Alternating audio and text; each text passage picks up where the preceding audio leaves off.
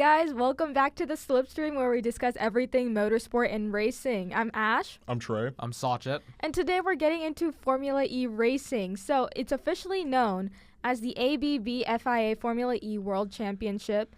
Began in 2014 to 2015, so it's kind of recent, with just 9 races in 9 cities across 8 countries.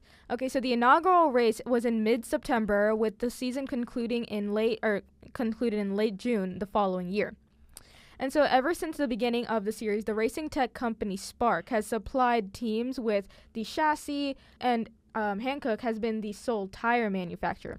So in the current regulations, the minimum weight, including the driver, is 840 kilograms, and a minimum wheelbase of 2,970 millimeters on all 4 tires. And that's been imposed to create fair competition amongst teams. And so, not only is it the most popular league of electric motorsport, it's also the fastest, with top speeds reaching to 322 kilometers per hour, and that's very similar to MotoGP, so you can imagine the excitement. And the batteries in these cars are able to withstand 600 kilowatts of voltage, and so that just gives you a sense of how intense Formula E as a electric motorsport is. Electric it is. Electric indeed.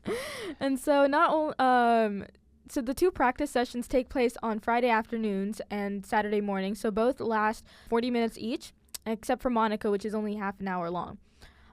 So qualifying is a bit of a dizzy. So all 22 drivers, this format has 22 drivers, they're split up into 2 groups of 11 based on their championship standings. And so Group A is the odd number standards, and Group B is the even numbered. And so these groups compete in group stage qualifying races at 300 kilowatts to see which 8 drivers perform the best. And so in the quarterfinal, the semifinal, and the final, these 8 drivers compete at 350 kilowatts. And so the winner of the final earns pole position, and the loser lines up P2. The winner of the semifinal lines up P3, and the loser gets P4. And the quarterfinalists line up from P5 to P8 based on their times.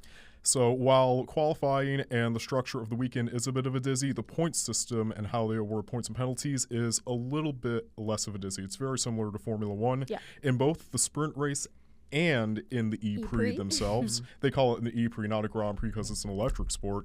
The points are awarded to those who finish in the top 10, with 25 points going to the winner and 1 point going to 10th place. And the driver who gets pole position actually gets an additional 3 points, as well as the driver who gets the fastest lap gets an additional point. This is something that they have taken away from Formula One in this recent season. And in Formula E, it used to be 2 points at the beginning of this past decade, but the rulebook became more fixated over time. And all throughout the mid-2010s and the late 2010s, the Formula E season commenced in the late stages of the year in Beijing, China. So either in September or October in China. And it recently switched E-Prix locations for the opening race since the start of the decade, with 2021 to 2023 having their season opener in Mexico City, Mexico, and they began the 2025 season in Sao Paulo. But regardless of these changes in circumstance, they always conclude the season in London, England, from late July to mid-August, and this is probably the most confusing part of the season calendar. They have preseason testing in November the year prior in Valencia, Spain, and then they actually have the opening race in, I think it was early mid-December in the year prior as well in Sao Paulo as of this recent year. But then they disperse for winter break holidays, and then they come back in mid-January to finish off the rest of the season, which honestly, it's a little bit, a bit choppy. It's a little bit choppy. I do agree, but this is kind of similar to the Formula One kind of format anyway, because you have summer vacation for them smack dab in the middle. So I mean, they're able to keep it a little bit more balanced and a little bit more symmetrical. So, but hey, I didn't write these rules; they did. So there's nothing that I can do to change it. I think the thing is that Formula E is kind of going on the off season when Formula One is, or the off season of Formula One, because Formula One goes from I believe it's March to November or December. And so to work around it, I think the Formula E has it kind of in the off season of Formula One. That's what I think. But so yeah, and then we're gonna go on to the teams. They go as follows: Andretti, Cooper Keo, DS Penske, Envision Racing, Jaguar TCS Racing, Lola Yamaha ABT, Mahindra Racing, Maserati MSG Racing, Neom McLaren, Nissan, and Tag Heuer Porsche. There are 6 manufacturers: Porsche, Jaguar, Nissan, Stellantis, Mahindra, and Lola. You can kind of guess which ones correlate with which. And in terms of single driver dominance, France's Jean-Eric Vergne has been a consistently dominant force in Formula E, along with former teammate Antonio Felix da Costa. So they were kind of like the Senna Prost in Formula E in the early days. Yep. And which teams do they drive for? I believe they drove for DS. Yes. Okay. So DS So DS Automobiles. Penske. Well, it was DS Automobiles beforehand. All these teams have gone through some very promiscuous rebranding, if you think about it. And, of course, there are other emerging drivers, such as New Zealand's Nick Cassidy and Germany's Pascal Wehrlein, who recently won the Formula E championship last year. So congratulations to him. It's been a very, very rocky road to the top. Indeed. And, of course, manufacturers like Porsche and Jaguar have shown very consistent dominance all throughout the beginning of the sport to this day. And they were also pretty popular in other leagues of sport, mainly endurance racing, so I guess that kind of gave them the edge if you think about it. But the team that's had the most sudden rise in performance, who actually relates to the driver that we're talking about today, Mahindra. Yep. So the English Indian team was consistently a backmarker in the past couple of years, but at the beginning of the sport, they were actually pretty solid in the midfield, 6th, 5th, 4th. I think it was in 2015, 2016, 2017, so they've been consistently on the come up. Yeah, so they have been on the come up, but only as of this year. And they are currently P4 in the Constructors' Championship thanks to the return of Nyck De Vries. Yes, Nyck De Vries. Yes. Before we break down into the early career of Nyck De Vries, if you are new to Formula One or motorsport in general, I suggest go watch DTS. It's called Drive to Survive, Formula One on Netflix. And it is a great, great drama TV show, big dramatization, and it's lovely. It's 7 seasons long, I think. Doesn't really reflect Formula One as a sport at all, but it's great TV. And it gets into Nyck De Vries a little bit in season 1, so I do suggest go watch that. Of course, a bit overkill on the drama, but of course, a great series. This is not a sponsored video, by the way. We're recommending something. Recommendation. Of course, and Satya, you want to break down the early career of Nyck De Vries for us? Of course. So first, Nyck De Vries was born on February 6, 1995 in a small town called Uitwiljerga in the Netherlands. Uitwiljerga. It's a very weird Dutch name. Yeah. Oh, my gosh. It's an interesting Dutch name nonetheless. But anyway, he began his professional karting career in the late 2000s as a teenager and rose to single-seater league racing by 2012 in the Euro Cup Formula Renaissance 2.0 series. He mostly raced under the Coronen Grand Prix racing up until 2014, where he scored a grand total of 7 race wins with his team, and his debut in the Formula Renault 3.5 in 2015 was more than impressionable, we can say, as he was a championship contender that season with a win and 5 podiums to his name. And he's also had very similar results in his only season of the GP3 series. Yep. So in Drive to Survive, I think we start off with his debut in Renault, and with his kind of It was kind of like impressionable. Kind of impressionable. It was because he was one of the first rookies to actually be on DTS, and he was kind of like he had a lot of publicity due to that. But his season didn't go as well as planned. Yeah, but of course, if we want to go through though the other stages of his early career, which made him so hyped. Oh yes, which got him to be such a big personality. Yeah. So going into Nyck De Vries going into Formula One was a big hype, as you were saying, because he did so well in these other formats. Yeah, of course. And of course, he was the oldest rookie at the time. Yes, I think he was one of the older rookies, if you think about it, in these past decades. Yeah. In these past couple years, comparatively, the rookies have been getting younger and younger. So if you look at it in that way, then Nyck De Vries was on the older side. But for that time, he was of a good age for a rookie, and we all have high hopes for rookies, especially in motorsport, and we kind of expect them to perform well right off the bat. it wasn't that like that for Nyck De Vries. It was midfield and lower midfield for him in Formula One, which wasn't really expected because he was doing so good in these other formats, which is why he was brought into Formula One.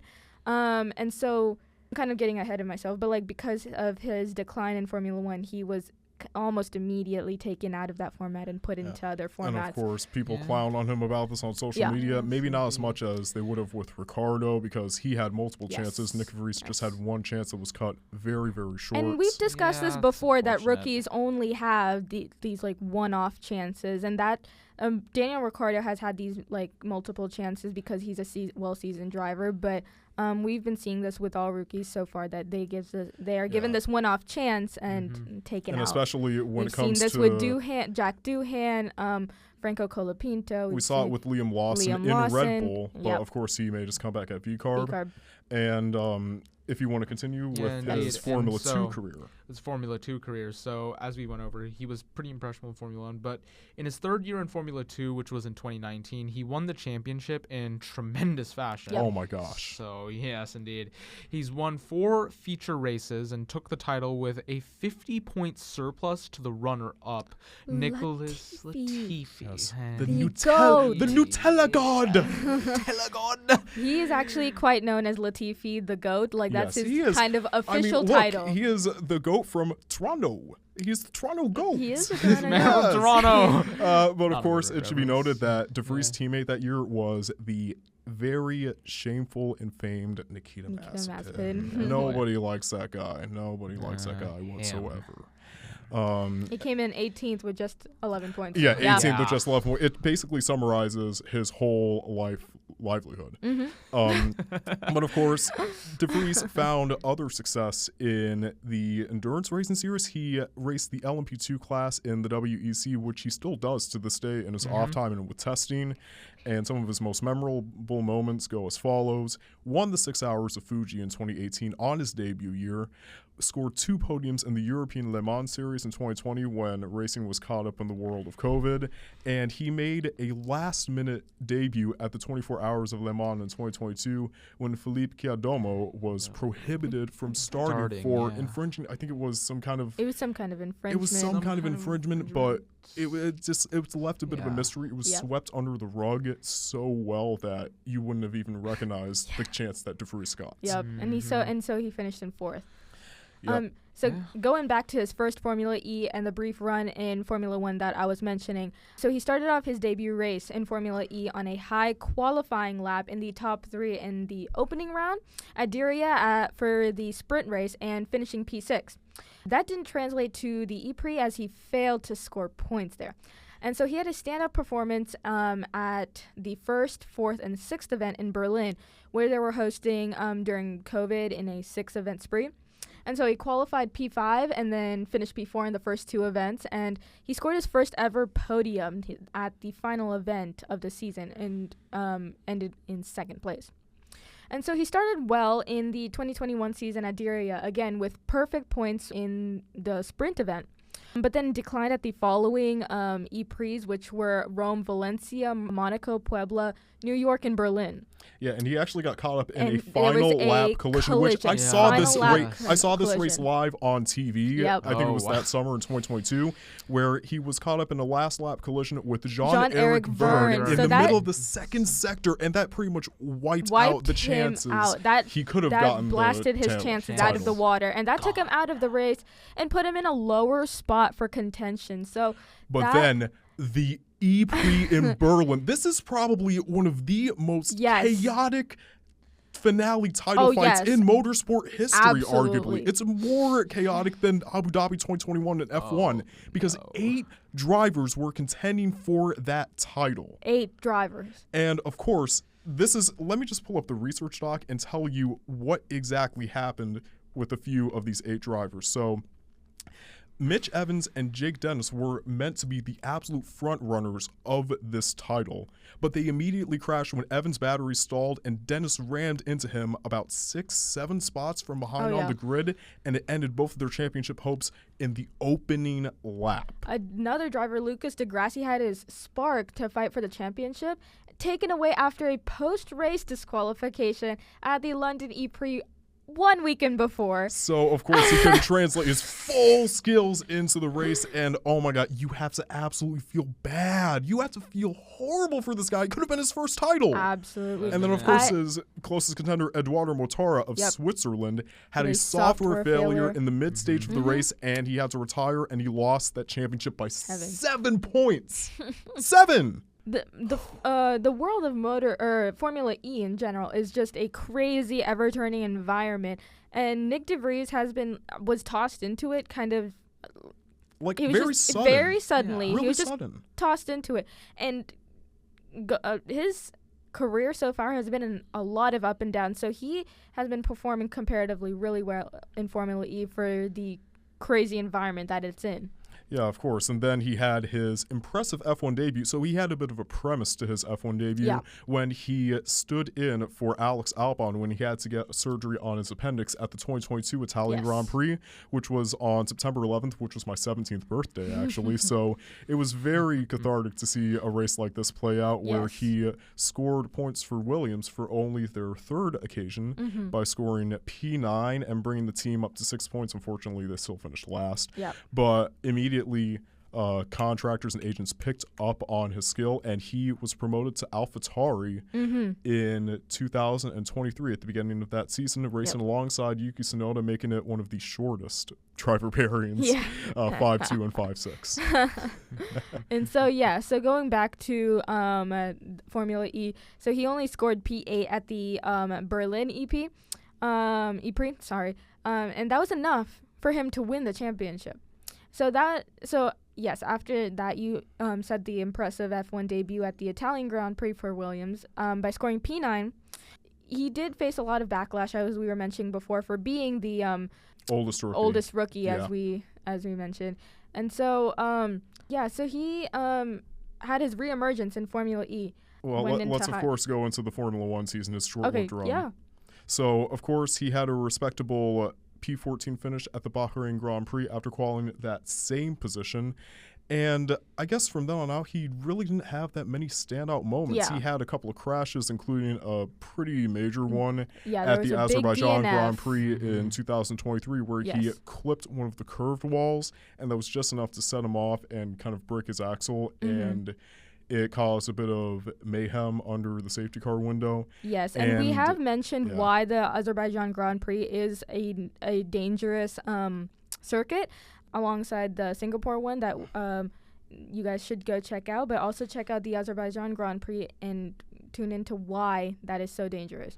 But continue. Yeah, of course. So he didn't really have that many standout moments after that. His highest finish was at the Monaco Grand Prix when he came in P12, and that was only because his teammate Yuki Tsunoda, who was trying to defend the McLarens of Piastri and Norris in P8, had a bit of an off where he went into the runoff area just before Saint-Devote. And, of course, Nyck De Vries was promoted up to that position in P12, and then he just continually finished in the back of the field, then on and on and on and on. It was just not even midfield, like back of the field. So he came in P17 and dead last at the British Grand Prix that year after getting replaced by Daniel Ricciardo, and who was sacked from McLaren at the end of the season and the season prior. And Nyck De Vries got sacked after gaining that P17 at the British Grand Prix that year.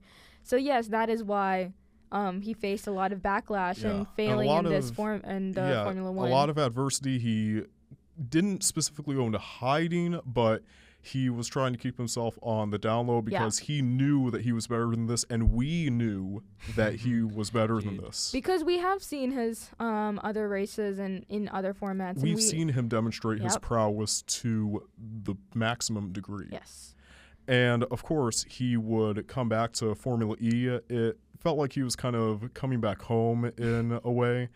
And, of course, he did not have the best of starts, where he actually had a pretty tough opening stint in 2024 with Mahindra. And so he finished no higher than P12 in the first half of the season. No higher than P12. That is devastating. And near last in the championship. So he qualified dead last in the opening 2 rounds and somehow lost ground in Sao Paulo and had 5 DNFs up until that point. 5 is incredible. And it's the most DNFs for a driver at the halfway point since Antonio Giovinazzi, the prior 2 seasons when he was racing with Dragon. But then again, of course, I think Giovinazzi was a bit of a canon event in Formula E to see so we have mentioned that he is the Nikita Mazepin of electric motorsport. He is kind of a loose cannon and just, I don't know, he kind of does what he wants. So despite that, Nyck De Vries having the most DNFs of any driver, it's a bit of a devastating run to go through. But of course, he demonstrated not only one of the greatest bounce-back second seasons upon a return to a sport for a driver, but he looks like he could be in pretty serious contention as of next season if he's just able to keep up consistent work. Oh, yeah, and this bounce-back went from P21 to P6 and P14 to P8 in this current season's first 2 races. And that means he gained a total of over 20 positions, maybe up to 25 positions in those 2 races. Yeah. And he made about 30 overtakes if you consider the pit stop window or the, overcharge available kind of, just those kind of, It's absolutely amazing. And he actually achieved a pretty big moment in history by scoring Mahindra's first front row start since the middle of last decade at the Monaco E-Prix. And he has been able to keep up some pretty consistent performances. He finished P2, I believe it was, in London, but he had a bit of a deja vu moment, of course, where he suffered a double DNF in both the sprint race and the E-Prix at Berlin for the second year in a row. So, of course, it feels like a bit of another canon event, but it doesn't take away from the fact that he has definitely earned his spot in some form of the big leagues in motorsport, and literally nobody can take that away from him. Yes, we are all big Nyck De Vries fans, if you couldn't tell. So definitely. And let me just tell you, this is my personal opinion. Yeah. If he is able to keep up these consistent performances and translate that into the beginning of next year, or actually the end of this year for the next season, he could very well be a title holder for a second time by 2027. I agree. And let me tell you why. Let me go through some of the key highlights in his first year of Formula One. So apart from just snatching the title in an 8-way fight in 2021, he is also a very reliable source to this league of sport, this specific league of electric motorsport. He test drove an Audi Neo, which has now been rebranded to Cupra Keo, and Envision Racing back in 2017 and 2018 before finally settling down at Mercedes EQ. Go Mercedes. And he was able to accomplish, I believe it was one of the first, if not the first perfect weekend of any Formula E driver in history at Diriyah 2021. Topped both free practice sessions. Made it to the final stage of qualifying and got pole position. Won the E-Prix, fastest lap, maximum points, absolute Dutch lion. Yep, and he scored Mahindra's first podium since 2019 and continued to, really push and propel Mahindra back to being a high midfield constructor for the first time since the mid-2010s. He's actually pushing the team it's back to his glory days, basically. Yeah, basically. And he still worked hard to bring them to the top to this day. And that, as a singular driver for that team, bringing that team back to its glory days, it's just amazing. He is not going to be in Formula E motorsport forever, obviously. Yeah. Even though it is a very recent league of motorsport, and some drivers have genuinely been there since the beginning, like, again, Verne, Degrassi, Mortara, Cassidy. They've all been there pretty much since the beginning, even Pascal Wehrlein when he got dropped from Sauber in 2017. Yeah. He has been there since a very, very early opening stage Formula E. When Nyck De Vries is done with Formula E, do you think he would want to go for a second chance in Formula One, or do you think he's just a little bit too, for lack of a better word, traumatized? I think the latter. I do think he is traumatized. I think his stint in Formula One was kind of eye-opening for him, because if you don't perform well in Formula One, the backlash is intense. Definitely. Indeed. Need for instant performance is key in Formula One, and sometimes the drivers just can't handle that kind of pressure. If these drivers currently in Formula One have been through this on and off a lot, and Daniel Ricciardo was one of the other like after being a seasoned driver, he's also another victim of this. And I don't think he would like to go back to Formula One at all. I mean, of course. Nyck De Vries, like, I mean. 3 things. 1, I'm glad we're on the same page. Yeah. 2, when it comes to Ricardo's case, he has been more than traumatized. He has been chewed up, spit out, swallowed back again, and basically he has been just about everything that you can imagine in this league of sport. And he still was able to maintain one of the brightest, most cutesy smiles that the sport has probably ever seen. So I don't think Nyck De Vries is going to basically go down that kind of path, but I feel like if he ever makes to avoid that path, he wouldn't go back to Formula One sport under any circumstances. And he even reflected on it in the Cool Room podcast, where he said, and I quote, "You pick up everything through the media. During F1 weekends, you speak to a lot of the media.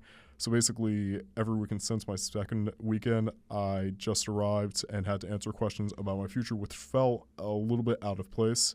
And he said that's how it went, or it can go, when it comes to drivers in his position, especially racing under an academy like the Red Bull Academy.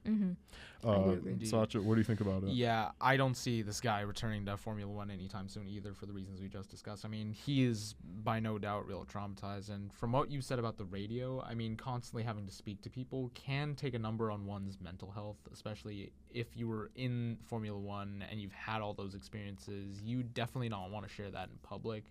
Besides, it looks like he's having a much more brighter future with this current league he's in, so I think it's probably for the better if he just stays.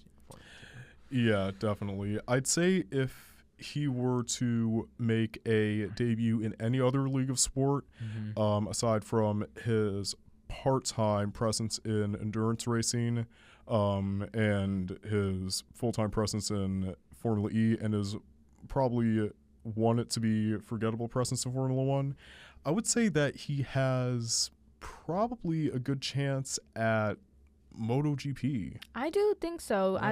As we said earlier, the speeds are the same. You have a difference of vehicle, obviously, but I think that it might be an interesting format for him to explore at least. But yes, he unfortunately cannot stay at Formula E forever. But I hope he does try out these other formats. I'm heavy on MotoGP because if you take a look at his stature, he is a perfect fit. 5'6" something kind of guy. He's a perfect fit for MotoGP. And he is able to withstand the kind of wind speed and the drift and the velocity being on a motorcycle that is roughly the same size as him. Because if you think about it, these guys not only have to be in immense shape, but they have to have also a high metabolism and they have to have a pretty strict diet, which I assume just like any other Formula Series driver, Nyck De Vries has a good one. And I just think that he would, personality-wise, definitely fit into a motorcycling. I do think so. And MotoGP racers, they typically have riders on the shorter side. So, yeah. Yeah, of course. But, of course, we're talking about Formula E, which I think I need to bring up why this is such a revered, underrated, and over-trashed on sport. Now, obviously, when it comes to auto racing of any type, you're going to have a lot of macho figures who say that electric sport isn't manly enough. And to that, I say, get out of here. Nobody wants your type in here. You sound like a misogynist, and you sound like an ableist, and you sound like an everythingist. Get out. There's the door.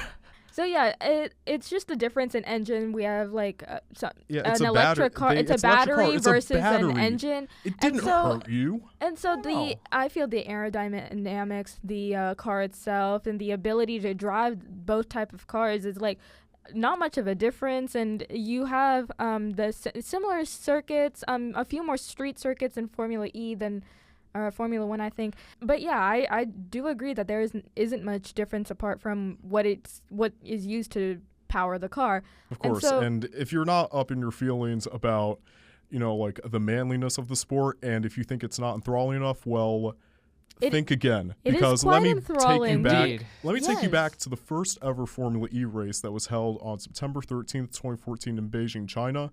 Not only did we get an insane amount of overtakes, but I believe it was Prost and some other driver who in the final lap of the race got caught up in a collision course that legitimately flipped Prost over multiple times, and he got caught up in the barrier.